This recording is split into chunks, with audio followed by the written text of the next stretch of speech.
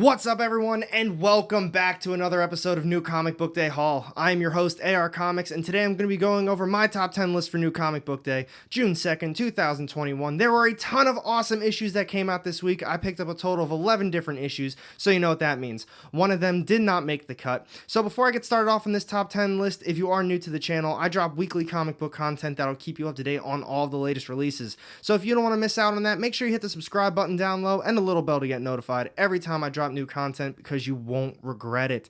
And now, without further ado, let's get started on this top 10 list.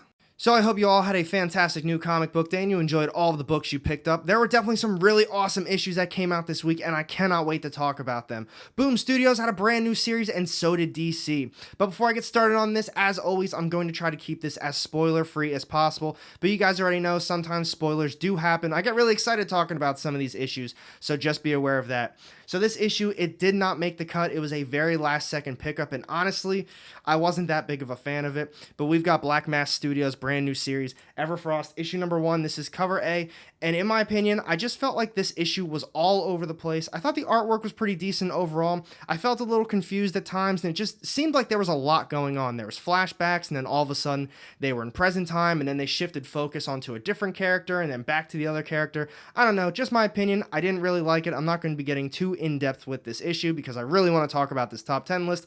So for those reasons, this issue did not make the top 10 list, so let's move on to the real list now. Alright, so to kick this list off this week, we've got coming in at number 10, this is Images, Deep Beyond, issue number 5. This is cover A, and this is also the start of a brand new arc. I had to continue on with it. I really wanted to know what was on the other side of that portal. Now, before I get started off in this issue, I have to say, as always, I do love the artwork. I think it's extremely well done, but after reading this issue, I should have left it on the shelf. The portal, it's not what I was thinking it was going to be. Everything I wanted from this series, they're just not really focusing on, and this is only just a 12 issue, I believe it's 12 issue, mini run, and they're not really hitting hard on what's going on in the world right now, why it is the way it is. And after we went through this portal, this is going to be spoilers. They're like in another world right now. It's aliens, and it's just not what I really wanted to read. I thought they were going to be focusing on this post-apocalyptic, let's see how we can kind of fix the world type thing, and the series just isn't that. It's not horrible, it's just not what I personally want to read. So for those reasons, we have Deep Beyond, issue number 5, coming in at number 10. Next up, we've got coming in at number 9 this week, this is Images, Family Tree, issue number 12. This is cover A, and this is also the end of the series for those of you reading this one. I was really looking forward to it, but I knew it wasn't going to have that great of an ending. In my opinion, I feel like this series really would have benefited from just having a couple more issues. Maybe if it would have ended around issue number 15, that really would have improved the overall story and just the ending to the story too, because there was just so much happening. It started off in present time, and we didn't really learn a lot about this tree virus, and then we kept getting introduced to new characters, and it was just all happening so fast. And then I think around issue 9 or 10, maybe even 11, we got pushed to the post-apocalyptic where everything was taken over by these trees, and then it just kind of ended from there. I'm not really going to spoil how the ending actually happened, but it just all was happening so fast. It started off basically the entire series was in the present, and then we got with the post-apocalyptic, and it just casually ended. I wish there was a lot more. I still think Jeff Lemire did a great job to the overall story. I just wanted some more issues for it. So for those reasons, we have Family Tree, issue number 12, coming in at number 9.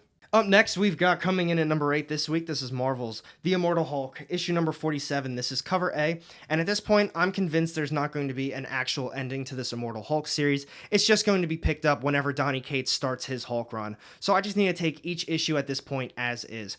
So with this issue, as always, I love the artwork. It's incredible. They always do such a great job with it. But with this issue, it was straight action. Not really a plot at all. It was just fighting and chaos the entire time. We had the Avengers fighting the Immortal Hulk. Gamma Flight showed up, and now they're all fighting each other. And while you think that'd be cool, and the artwork was really showing that it was cool, there was just so much happening, and it honestly took away from the fighting and the overall story itself. It was a little hard to follow at some times. So for those reasons, I did think it was still a cool issue to finally read. It was just kind of distracting with all the action and all the characters on the page together, with the text blocks going with it. So for those reasons, we've got the Immortal Hulk coming in at number 8. And up next, we've got coming in at number 7 this week. This is Images, Firepower, issue number 12. This is cover A, and I think they did such a fantastic job with this issue. To me, this is how every issue of the series should have been. This one had a perfect combination of action, plot progression, dialogue, and I talk about it all the time in these videos. There's just so many issues where it was just straight action, and sometimes there's not even dialogue in the issue itself. And then there's other issues where it's just the characters talking to each other, and nothing really happens. So I've stuck to it where I've thought that the trade paperback was the best way to go reading this series, and I'm going to be sticking to that one. I'm not sure if I'm going to be continuing on with this series, but I think they did a great job wrapping this one up. The best way I can describe the arc end was kind of like Something Is Killing the Children, where the story itself was finished, and now the 16th issue is a brand new, fresh story, and I think that's what they're going to be doing with this one, because we got to see the two groups. They were going at it. We got closure with that. We got to see Owen, his family. They all got some decent closure as well, and then they even kind of introduced a brand new villain for the new story. So I'm looking forward to it, but I do think I'm going to be sticking to it with a trade paperback. I just think that's the best bang for buck with this series. So for those reasons, we have Firepower, issue number 12, coming in at number 7. Next up, we've got coming in at number 6 this week. This is Literary Press, an Oklahoma-based comic book publisher, but we've got The Blackjack Demon, issue number 1. This was a recommendation to me by New World Comics in Oklahoma City. Definitely go there whenever you are in the area. Nicest group of guys and such a great comic book shop. This issue, way better than I thought it was going to be. So he did recommend that he said it's going to be a little bit slower to start off with, and it was. Built up the story a little bit more, but after we got into the actual story, it was so good. So basically we have these main characters and they're just chasing a demon around old western times the entire time. It is based in Oklahoma way back in the day, but we have this main character. I'm going to be spoiling a little bit right now. His dad is killed by this demon that comes out from under the ground. So he gets another person from the town and says, hey, we need to go chase this person that killed my dad. And then from there, it's just basically them chasing a demon around the whole time. But the cool thing about this demon is, like I said, this is going to have spoilers. This demon just takes whoever he kills, their skin, and wears the skin. It was really cool. If you get an opportunity to, definitely check this one out. Literary Press. I'm not sure if they sell their books online. I picked this one up in store, but definitely worth the read. So we have coming in at number 6, The Blackjack Demon. And now we're down to the top 5 issues of the week. We have coming in at number 5. This is Boom Studios' brand new one, Basilisk, issue number 1. This is cover A, and honestly, I really don't know how to feel about this issue. I love the artwork. I thought it was very well done. I thought it was kind of creepy. We got to see some gore, and I like how they were drawing the people. But as far as the story itself goes, it's kind of a mystery, and everything's up in the air right now. So this is going to have spoilers, but it starts off with this group of people who just kind of show up to this town. It shows them kill someone, and then we get shot into the present time. We don't know anything. We don't know who that person was. We don't know who those group of people were. And then we don't know anything that's going on right now. There's a couple different groups of people. One's kind of after her, and then we have maybe some supporters of this one girl that has powers. Everything is just up in the air. I am really looking forward to the next couple issues, though. Cullen Bunn does a great job on everything he writes. So for those reasons, we have Basilisk, issue number 1, coming in at number 5. And next up, we've got coming in at number 4 this week. This is Aftershock's brand new series, Out of Body, issue number 1. This is cover A, and this was such a fun read. It was kind of like a mystery, and I'm loving that these comic book publishers are putting out all these mystery horror books right now because it's right up my alley for what I like to read. But with this issue, right off the bat, I really did like the artwork, but there was a lot going on in this issue. So we basically have about 3 or 4 different groups of main characters. The first main character, he's stuck in a coma, and he's basically just trying to figure out how he got into this coma.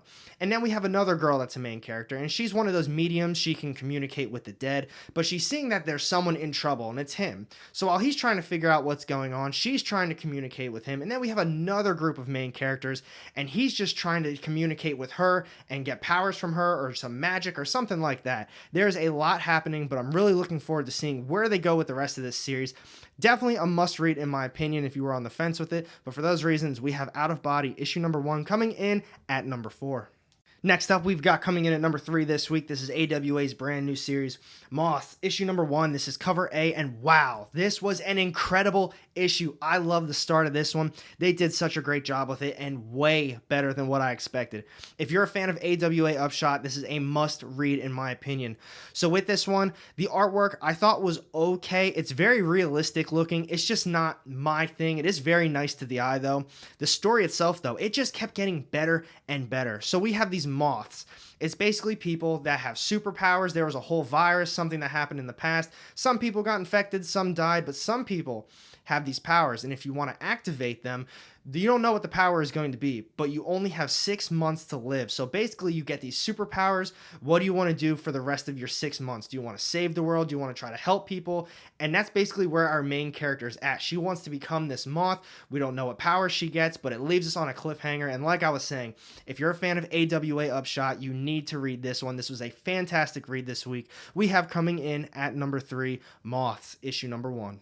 And here we go. We're down to the top 2 issues this week. We have coming in at number 2. This is Images, Noctera, issue number 4. This is cover B, the beautiful Jenny Frison artwork. I love her artwork so much. Every time she has a cover, it's almost a guarantee I'm going to be getting it.